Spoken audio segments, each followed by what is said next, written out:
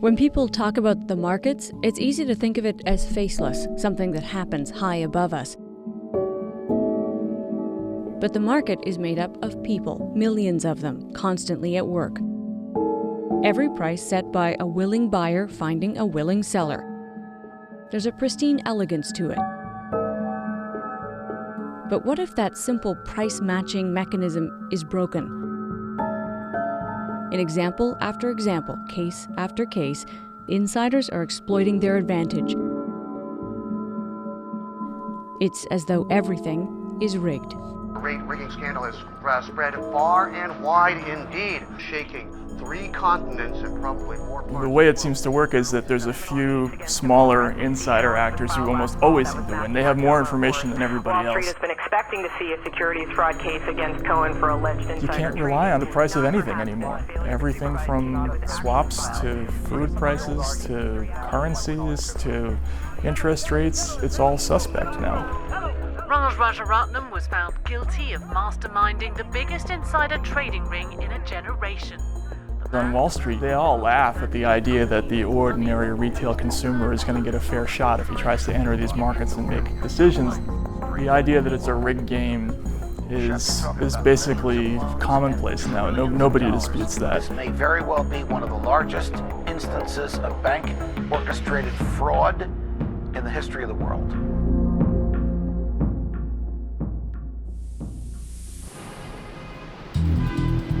I came to Wall Street, the capital of capital markets, at a time when investing was being pitched as something for everyone. In the late 90s, stocks were booming. There was a sense that if you could get your savings into the hands of the right entrepreneur, you'd hit the jackpot too. Investing wasn't just for professionals anymore. Anyone could do it. It felt good to be part of that. I believed in it.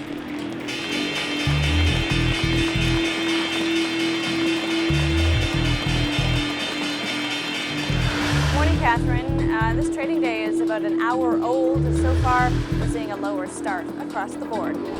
When I worked here, I remember feeling excited to be here, not just because of the energy of the place, but because it does matter. Markets are important. The way they work, that they function properly, is important. Wait, Joe, I stand corrected. This is going to come out of massive. You got a 34 low, roughly? Come on, you know you want to go up. You know, when I think about it, for me, the markets have always been about very real things. All this activity, it's not gambling. It's about real businesses that need real money. They get it from investors who place their faith in them, and then they take the money to grow and build something. So all of this trading, this price activity, is about that. The minute investors can't trust it, the minute a price isn't real or something is rigged, the minute it's not fair, something really important breaks down.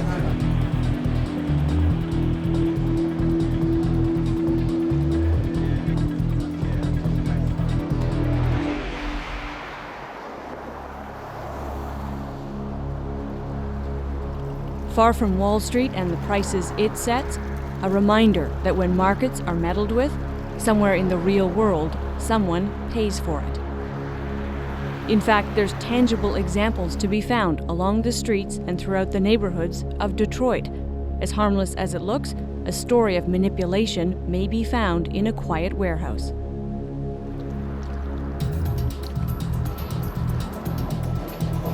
Goldman Sachs has collected $5 billion over the past 3 years for simply storing aluminum. They just move it around their warehouse, literally on forklifts, and then they charge a storage fee on top of that. So that's how they're making their $5 billion. Why is this such a big deal? Well, a New York Times investigation has discovered that Goldman Sachs is creating an artificial shortage of aluminum by buying warehouses that store the commodity and then delaying the shipping process up to 16 months. Here to tell me how. This is the financial district. It doesn't get much further from Wall Street than this, the east side of Detroit, and this aluminum warehouse. Inside of here, aluminum is stored for customers who need it. The longer it sits here, the more they pay, the more we pay for the end price of the good. This isn't about traders or numbers on paper. This is real business with real costs. New York Times reporter David Kochaneski broke the story after spending months investigating. You're expecting to see warehouses, being a beehive of activity, and this is Detroit where factories work 3 shifts around the clock if that's what's needed. So this warehouse looks pretty quiet. And when you get there, it is like a desolate, totally abandoned thing. This would be a loading dock, presumably, but shutters are down and it doesn't look like it's been opened in a while. A warehouse so busy it can't keep up with demand from customers would probably look busy to its neighbors. A lot going on in there. Miguel Cruz is a handyman who's lived a few doors away from the warehouse for 5 years. Nobody's ever said anything about the place in the neighborhood because, it essentially doesn't exist. I'm assuming everybody's thinking the same thing I'm thinking. It doesn't exist, so it's abandoned from what I had thought. Through a subsidiary named Metro International, Goldman owns 27 warehouses around Detroit. In them, aluminum for customers who pay rent to store it there. The longer the metal is in these warehouses, the more Goldman makes. The allegation that Goldman intentionally slows delivery of the metal, shuffling it between warehouses instead of out to customers. An absurd juggling act at the expense of those customers, and one that potentially increases the price in the process. We asked Goldman Sachs for a response. They declined to make anyone available for an interview and emailed a statement denying the allegations. There are reports of workers who describe the movement of metal and, amazingly, video one worker shot in secret. There's these huge stacks of metal, and you could bowl down the middle of the aisles because no one's there, no one's doing anything, and it's just sitting there. And every day, every hour, the metal sits there, Goldman is collecting rent on it. Everyone pays. Everyone uses aluminum, right? If you drink canned soda or canned beer, if you buy aluminum foil, if you have aluminum siding on your house or windows, everyone uses it. So literally everyone is paying for this.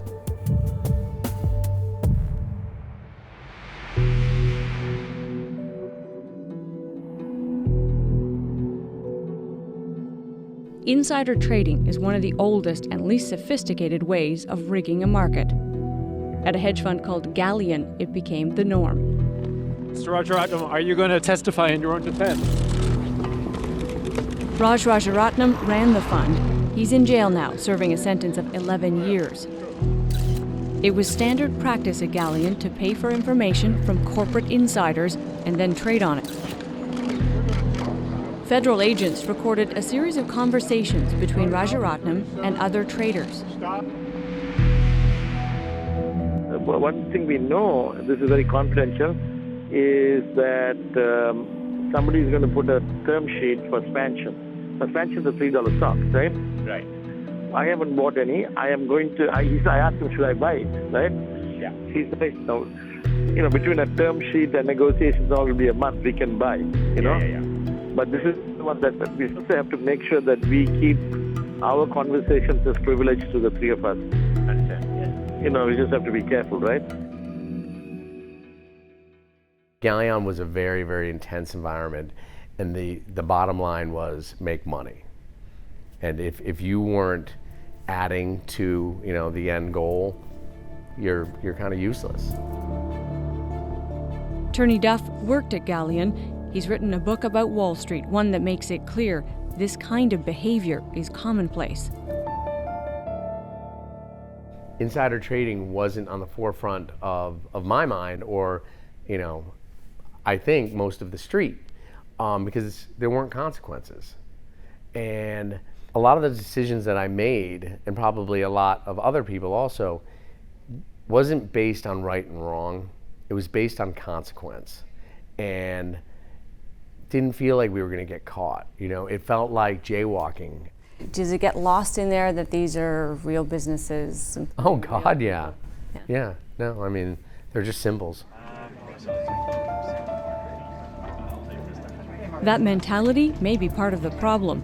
The ultimate insiders with little consideration for the real-world consequences. It's a troubling issue that journalist Matt Taibbi has explored in depth.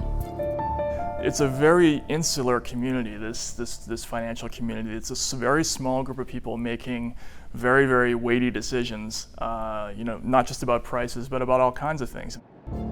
I think these guys just, to them it's not real. It's just a bunch of numbers on the paper. They don't realize that they're monkeying around with the pensions of people in ordinary, little towns in America and all around the world, or the life savings of retired people. They're just not clued into exactly what it is that they're doing, and they just think they're making a little money for themselves and cutting corners. The wide-ranging insider trading probe that stretched from Wall Street to corporate boardrooms has netted a very big fish. Rajaratnam found guilty on 14 It's true, the occasional fraudster does go to jail. But if this is truly a universal problem of culture, then for everyone caught, there's a sense of a near endless supply of others who carry on unchecked. Richard Zabel is a prosecutor with the U.S. Department of Justice. His job, and that of others like him, to catch the people who are messing with the markets. There's a sense that not enough has been done from a prosecutorial point of view. Where are the people who we can point to say they're paying a price? I think very few people would ever say that this office was not an aggressive office. So, we have some of the most powerful people in the hedge fund industry are now in prison. I understand there's always going to be people in the public who think there should be more cases and you should prosecute more people and more entities. And our job is to really keep kind of a level head about it and be fair. You don't want your prosecutors reacting only to public pressure one way or the other. You want your prosecutors to be working very hard to enforce the laws. I wouldn't say we're perfect. No one's perfect at it. It's a hard business. You have to get lucky too sometimes. For one thing, for the Justice Department, these are very difficult cases to bring. So, think about it from the point of view of a federal prosecutor. You have a limited number of resources, say in your district. You can either make 40 cases against street drug dealers, or you can make 1 or 2 cases against one of these banks, and you might not win. The message is that corruption is rampant, and that if you get caught, it's just a cost of doing business. You have to pay a fine to somebody. It doesn't come out of your own pocket, it comes out of the shareholders' pockets. So why not? I mean, you think about all the worst actors in the financial crisis, they're not poor today. They kept all their money. And I think everybody who goes into the business now knows that. When we come back, a market rigging scandal that shocked the world. Just in terms of size, it was the biggest financial scandal in history.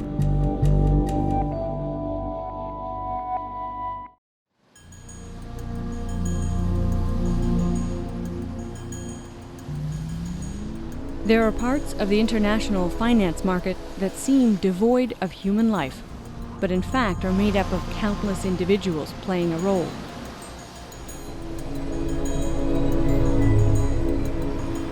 In one of the most shocking market rigging stories of all, the world learned that a key interest rate, the London Interbank Overnight Rate, or LIBOR, was being manipulated for profit. LIBOR is a benchmark, meaning thousands of other financial transactions we make, from student loans to mortgages, are priced off of it. If the price of LIBOR was being rigged, the prices that followed, well, it's as though they're all a mirage. And that's the way a lot of these crimes work. They're not taking $1 million from one person in one day.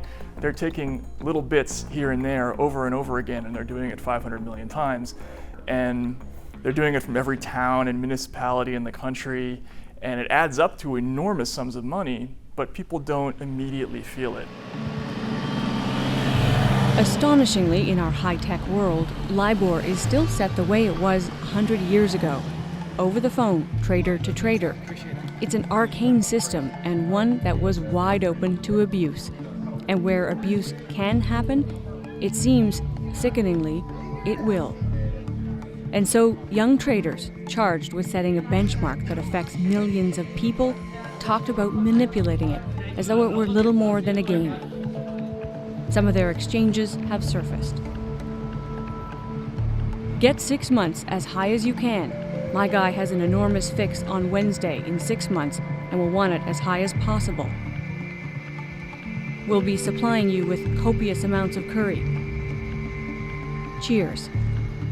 The communications were so crazy and sociopathic, and yet the public really didn't respond to it when it came out. I thought it was strange. You know, if you think about it, just in terms of size, it was the biggest financial scandal in history, and yet it got almost no press here in America at all. So I was really struck by that one.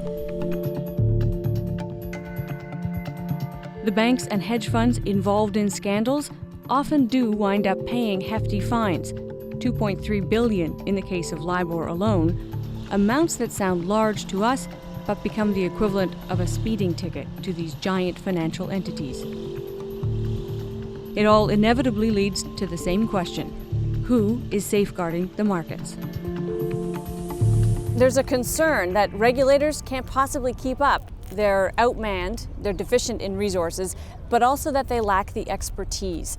That big financial players actually have endless amounts of creativity and energy to find new ways to make money, even if those ways come at the expense of other market participants, regular folks, retail investors, people like us.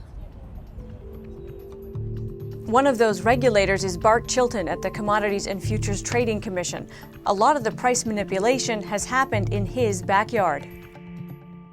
We have a publicly sworn duty to try and ensure these markets are efficient, effective, devoid of fraud, abuse, and manipulation. That's good for markets, it's good for consumers, and it's good for the economic engine of our democracy. You'd agree, though, that regulators didn't get a really great grade leading up to the credit crisis? Because we didn't have the available tools that we needed. We were told, go take a siesta. Now we have the tools, now it's our job. The only problem we don't have is we don't have all the resources we need to have the cops on the beat. We have the law on our side, but we don't have the cops on the beat to go out there and check on everybody. What does it say about the mentality in Washington if you're not given the resources you need? It says that they don't care enough about this. And unfortunately, Congress in general and government is very reactive. What I think will happen, unfortunately, because I don't think we're going to get the resources we need, is some other big debacle we'll have, and then all of the do-gooders will come in and fund us after the fact. It'll be another painful learning lesson, hopefully one that doesn't impact actual average folks. It's not, banks like Barclays and Goldman Sachs and Citigroup that are losing whenever we hear about manipulation of interest rates or swaps or whatever it is. It's, it's towns, it's ordinary people, it's people who have mortgages or credit cards. Those are the people who are always losing. So I get the idea that it all evens out. It is some kind of price in the end. There is some kind of stability to it, but it does seem like it's weighted. Certain people always win and certain people always lose. In other words, while insiders profit, we pay the price. But the markets don't just belong to the insiders, they belong to all of us. It's time to sit up and take notice and hold them accountable before it's too late. Amanda Lang, CBC News, New York.